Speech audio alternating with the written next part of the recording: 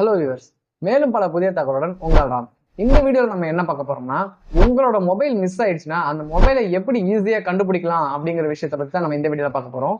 Mobile தொலைறதுக்கு முன்னாடியே நம்ம பண்ண வேண்டிய முக்கியமான ஒரு விஷயம் என்னன்னா, ஐஎம்இ நம்பர் தெரிஞ்சு வச்சுக்கிறது. ஏன்னா ஐஎம்இ நம்பர் இல்லாம உங்க செல்லை கண்டுபிடிக்கிறது ரொம்ப கஷ்டம்.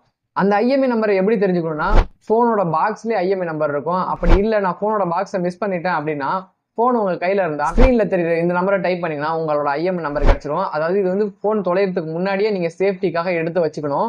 அடுத்ததா செல்லு தொலைஞ்சதுக்கு அப்புறம் பண்ண வேண்டிய முக்கியமான விஷயம், மொபைல் தொலைஞ்ச உடனே அதே நம்பர், அதாவது உங்க மொபைல்ல போட்டிருக்கீங்க பாத்தீங்களா, அதே நம்பர்ல ஒரு சிம் வாங்கிக்கிங்க.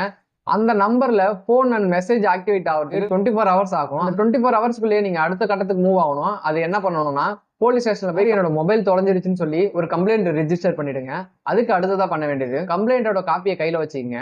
கம்ப்ளைண்டோட ரிஜிஸ்டர் நம்பரும் காப்பியும் ரொம்ப முக்கியம். அந்த காப்பியை கையில வச்சுக்கிட்டு ஸ்கிரீன்ல உள்ள